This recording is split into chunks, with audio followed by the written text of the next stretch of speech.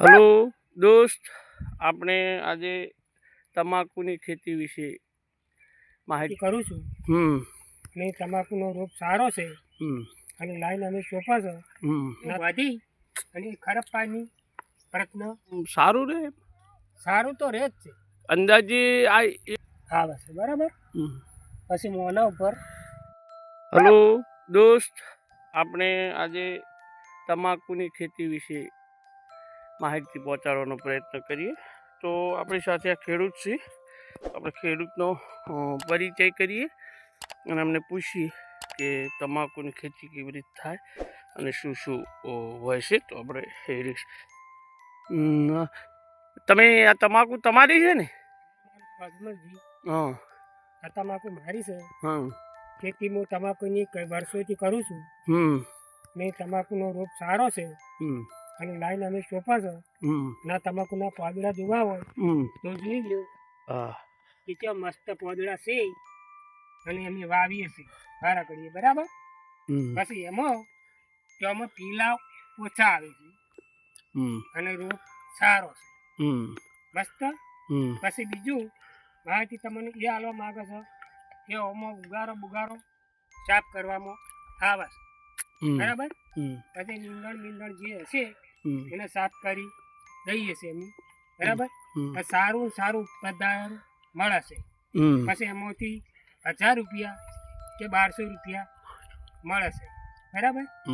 પછી એક ખેડૂત હોય એની પાણીઓ બાંધી અને ખરાબ પાણી પ્રયત્ન કરે રેડી. અને આ રોપ આનો રોપ કરવો પડે છે? આનો રોપ કરવો પડે છે.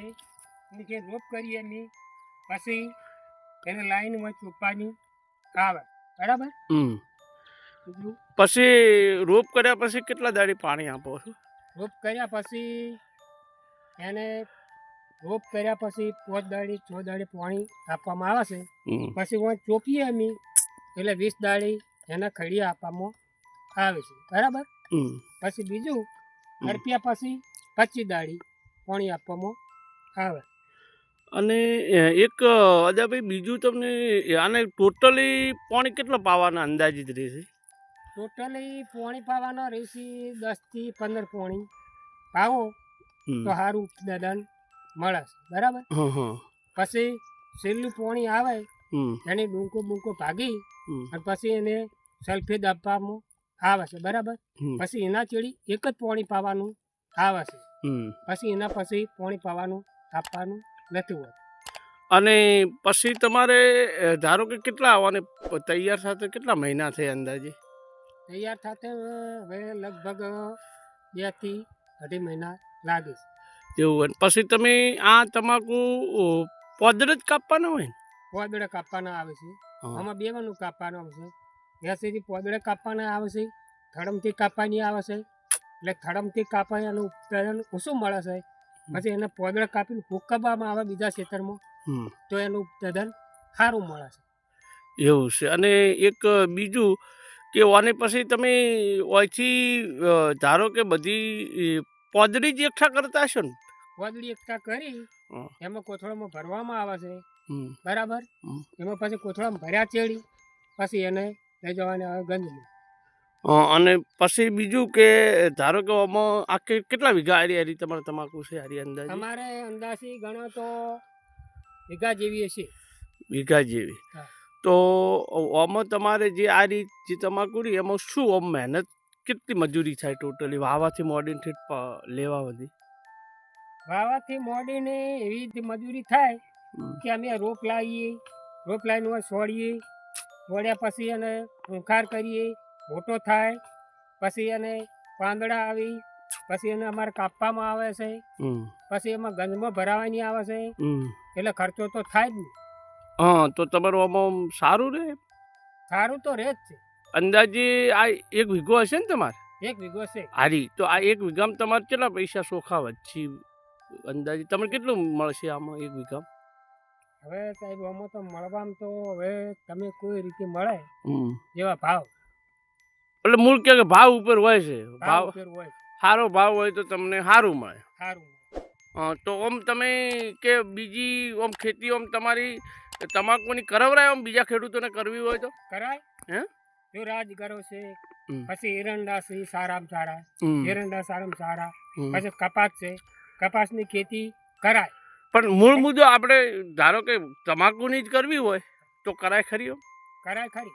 એમ પણ એમાં કેવું હોય છે હા. સાહેબ કે ખેડૂત મહેનત વાળો હોવા જોઈએ. હા. બરાબર. હા. મેદાન ખોદણ છે, હા. એમાં સારી ખેતી કરવો જોઈએ. હમ. પછી એમાં સારી ઉત્પાદન મળે, હમ. પછી એમાં સારા ચારા બાંધવા જોઈએ હમ. તો મળી શકે, નકે બાકી મળી શકતું નથી. અને ઓમ તમારે વધારમાં વધારોમાં મહેનત શું કરવામાં આવે છે? કોઈ પાછળ વાયા પછી તમારે કોઈ ઓને કોઈ માવજત કરવાની કોઈ ખરી વાયા પછી? આ પછી કોઈ માગજત કરવાની આવતી નથી. નીંદણ ખોદણ કરવાનું હશે, ચારા બાંધવાનું હશે, ખાતર બિયારણની વાત તો છોડો, ખાતર છે એવું બધું કરવામાં આવે છે. બરાબર. અને અમુક ટાઈમે કોઈક પીલાઓને કોઈક ભાગવા પડી આવે ને એ કેટલા દિવસે તમે ભાગવા પડી મોટી થયા પછી? મોટી થયા પછી હવે પીલો પગડે તો પીલો ભાગવામાં આવે છે. બરાબર. 10 દાડી 15 દાડી પીલો આવે તો એનો પીલો ભાગવામાં આવે છે. પછી એના ઉપર મોગરા પોગરી ત્યાં મોગરા ભાગવામાં આવે છે. પીલો ક્યાં આગળ આવે મને થોડું બતાવશો અહીંયા? નહીં આવે છે. નજીક ઝૂમ કરો. હા. ઝૂમ કરો. હા ઉપર અહીંયા પીલો આવે, પીલો આવે, પીલો ભાગવામાં આવે છે. બરાબર. પછી મોના ઉપર 10 થી 12 પોદડા થાય છે.